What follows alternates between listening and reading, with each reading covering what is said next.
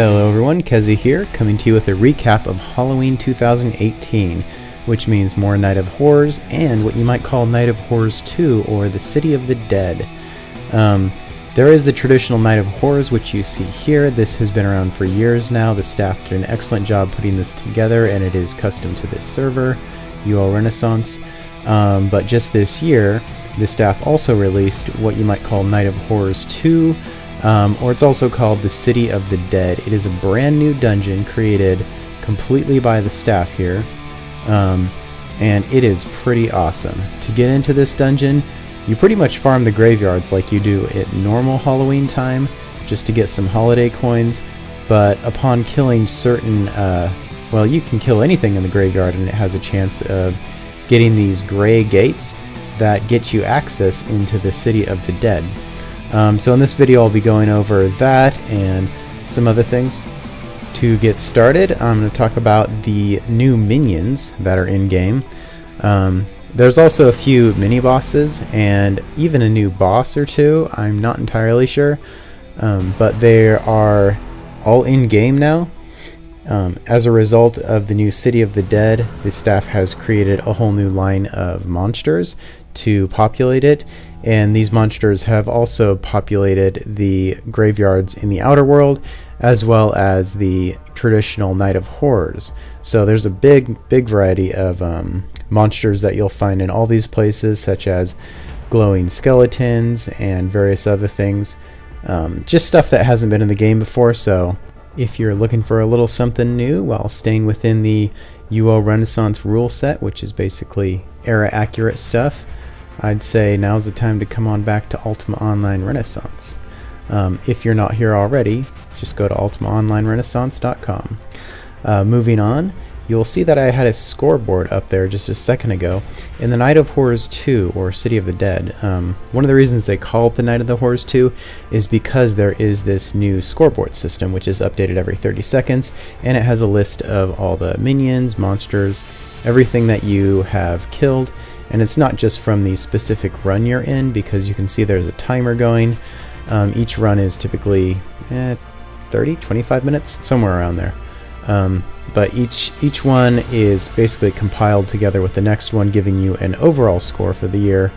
I have no idea what mine is right now, but it's pretty awesome. I'm sure there are going to be a lot of people who had a lot more time to play than I did, because I don't really have much time to play these days. But in any case, you can get pretty crazy going here all the time and just racking up the points, getting holiday coins, and all kinds of new rares that are dropping here. It is great stuff. That being said, it could be even better next year, because the staff only did a few days of testing before releasing the City of the Dead for 2018. So in 2019 it will likely be a bit more refined. I saw a lot of player suggestions in the forums and on IRC as to how they might improve it. I don't know what parts of that the staff will take or not, so I don't know, next year we'll see what happens. I'm not really going to go into detail of what's in the City of the Dead to a great extent in this video, just because it will likely change for next year. Speaking of the staff, I saw the staff jump in, probably to help this other player here. I don't know if he was testing archery as well. There were archery changes made in the last 9 months since I was away. I don't know if there are more archery changes in the work, but Chris went pretty Rambo on this monster here. I did ask Chris later if I could have the bow he was using, but he didn't seem to feel like sharing it. You know, I would have paid him for it, of course. You know, not that that would have meant anything, but anyways, it was pretty funny. And on to the next thing, the role-playing orcs, the Bloodrock orcs, are actually returning. I ran into one of them while I was on my character with the imps. I was trying to gain access into the City of the Dead, just going around graveyards, killing stuff, and I got sneak attacked by one using a spear. He got a paralyze off on me right away. Kind of scary, but I got out of it. It was a great attack. I also really respect PKs who do not go the traditional gank squad route. They try to take you on one-on-one and using an untraditional method, but you know, I'm all about untraditional methods. So speaking of untraditional, I also saw Tog running around with his pack of good polar bears. He actually used these long before I did. I think he was the first player to actually use the for good polar bears, and they're pretty good. Another person I saw who uses somewhat untraditional methods is Franz. So this guy stole like a pretty good silver axe from me last Halloween, just out in the middle of a graveyard, like in the middle of nowhere. He stole from me. I had no idea who he was at. And this year he just swooped like I think 7 or 8 holiday coins from me. And apparently he got a bunch from other people. I talked to him afterwards. He got like 20 holiday coins.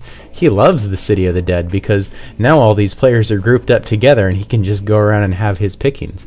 And that is actually untraditional for a thief because most thieves in this game prefer to sit around banks and try to get people who are making mistakes by keeping, goods on them near banks.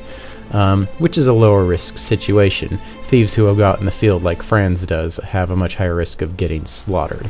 But back to Halloween, and mostly what worked for me here was this Dexter Tamer build you see here. Even though I lost the 7-ish holiday coins from the thief, I ended up gaining 2 just by the end of this fight from the Vampire Mistress and the Concubine. They go down in, I don't know, less than a minute for me with the Dexter Tamer build. And with 25 minutes in each of these, I can usually get somewhere around 15 mini bosses, so that's like 15 holiday coins on average for most of these runs. However, most people were not entering the City of the Dead to kill just mini bosses. They were going after the main bosses, and to get them they had to go to a specific area, such as the mummy area here, and just farm the heck out of it to get all the skulls from stages 1 through 4, and then once they're all lit, the boss will spawn. And then they'll kill it if they have the ability to. I didn't really have the ability to kill many of the bosses in this zone, mostly because they do AoE damage, which just decimates my Ostards. I tried to take on the Frankenstein monster, and man, it went about as expected. It was just hilarious, though. I did also try some of my other Dexter Tamer builds within the City of the Dead. My imps, as always, did pretty well. They have great damage, very low hit points, but they can take on most of the mini bosses without that much trouble. Again, not a build that you'd use to take on bosses, but they're still fun. Of course, did the polar bears. They have enough hit points to take on bosses, but not the damage. They can do pretty well, but the fights are going to be a little bit longer. The build that I also want to point out here is one that I think more Dexers should pay attention to. I saw in IRC and even on the forums some people complaining about the City of the Dead being too difficult for some Dexers who are not bards. You don't have to be a bard and you don't have to be a Dexter Tamer to be successful here. You can bring hirelings or mercenaries with you. If you're wondering what that is, I have a video that's literally called Hirelings Explained. And it talks all about how you can get a group of these guys, mainly the paladins, to do a lot of the tanking for you. So you don't have to have any additional skills. Your healing and anatomy that you use to heal yourself can be used to heal these guys as well. And since they also have parry skill, they're typically even more durable than you are. And if you have 100 dex, you can heal them once every 3 seconds. So if you're coming into these events without any bardic skills to put monsters on each other or piece them or anything, and you're just taking tons of damage and you can't take on more than one thing at a time, I would definitely recommend trying these guys. Not only can they take on multiple monsters at a time, but they can take on just about all of the mini bosses within the zone. I would bring more than one of them, because if one dies you're out of luck, so bring a few. I have a few archers behind me as well. They don't really do any damage. None of them really do any damage. You still have to kill everything yourself, but they are pretty useful. Their usefulness definitely has its limits, though. You don't be expecting them to tank any bosses for you. I already tried that. It doesn't go so well. You're welcome to try it too, though. I think it's just hilarious fun to try all these different builds and do all these different things with characters. I have some more stuff in mind for, possibly Christmas or thereafter. So stay tuned for those. This was a pretty funny fight, though, with Frankenstein just slaughtering these hirelings. It was great. On to the main event, though, Night of Horrors.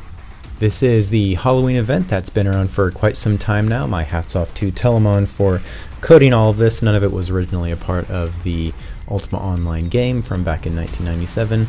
I'm not going to be doing any kind of a walkthrough or guide for the Night of Horrors right here. I'm just going to show you generally what it's about and some of the funny things that have happened to me this year in 2018 while I've been in there. First off, if you've never done it before, you start off in one of 3 locations completely naked without any items on you. You have to make a mad dash at the start to grab whatever materials you can so you can start getting supplied or find someone else who can supply you. In my case, I'm usually a crafter, so as long as I can get some metal, I'm good. Most characters are going to have to find a crafter to get metal to, or just hope that a crafter will be nice enough to make a weapon for them.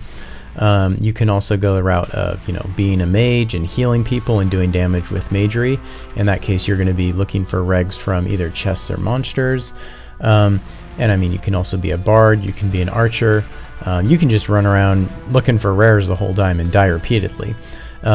But you wouldn't actually be helping the group because there is actually an objective to the Night of Horrors, which is to basically kill all the bosses in order to win.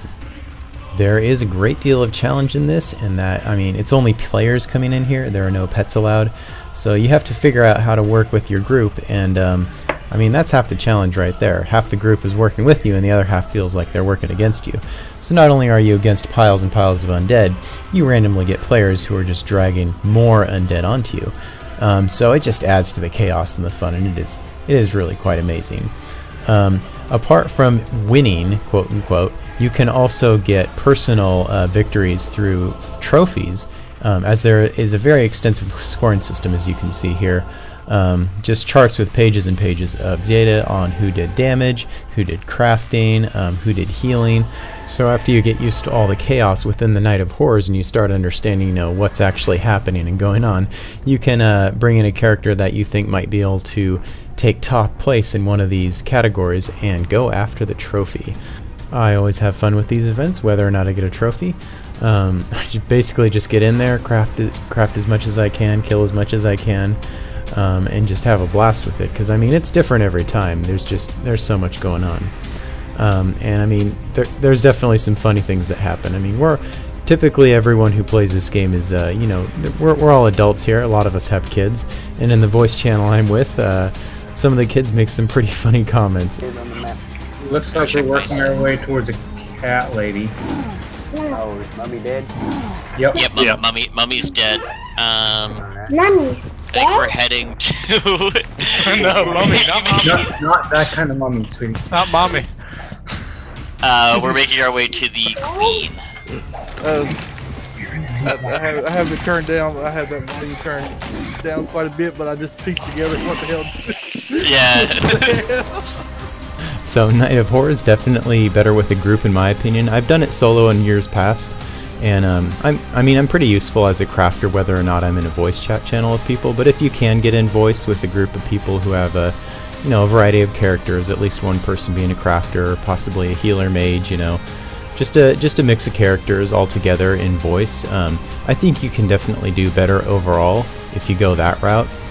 If it's your first time around and you don't have a solid group or guild you're with yet, there's nothing wrong with going it solo. You can still do pretty well in a lot of categories like that. That is about all I have to show you for Halloween 2018. I wish I had more time to be in-game or just make videos in general. My playtime is definitely more limited now. I will try to get some more footage out, possibly something for Thanksgiving. I'll definitely try to do something for Christmas. But yeah, Halloween was great. Love Night of Horrors. I love Night of Horrors 2, The City of the Dead. The new updated graveyard spawns are also pretty awesome. Definitely check it out. For now, best of luck to all my fellow players for the upcoming Thanksgiving and Christmas events. If I have more time for videos and some time to get in game, I'll try to record some of all that stuff that's happening.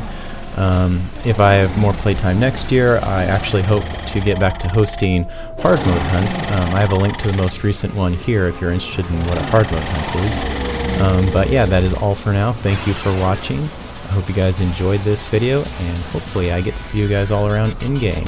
Later.